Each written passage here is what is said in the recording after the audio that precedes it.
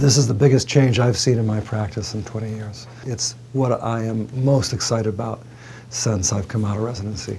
A patient may come in and see me because she's got heavy bleeding and she was found to have fibroid uterus. As it turns out, she's been dealing with this for about 3 years because her mother had the same thing, and she had surgery using a traditional laparotomy, big incision. She was in the hospital for a week and didn't feel well again for 8 weeks. What I can now tell this patient is, let me bring you into the hospital. I can use small incisions. You can go home the same day.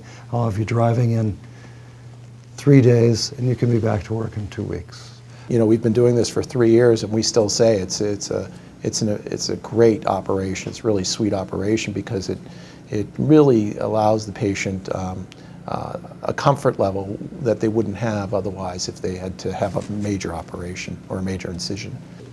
The procedures would be as follows.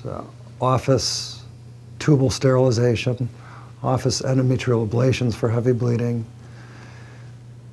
then transitioning to the hospital. We do laparoscopic supracervical hysterectomies, total laparoscopic hysterectomies.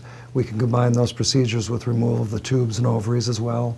We can do laparoscopy for pelvic pain and endometriosis, laparoscopy for removal of ovaries and tubes if we need to, for a history of breast cancer or for a history of ovarian cysts.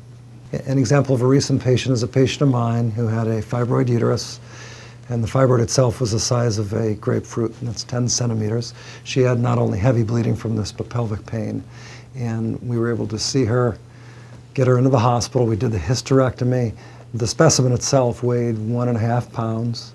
She was able to go home the following day, and she's back at work as we speak, which is 2.5 weeks after the procedure.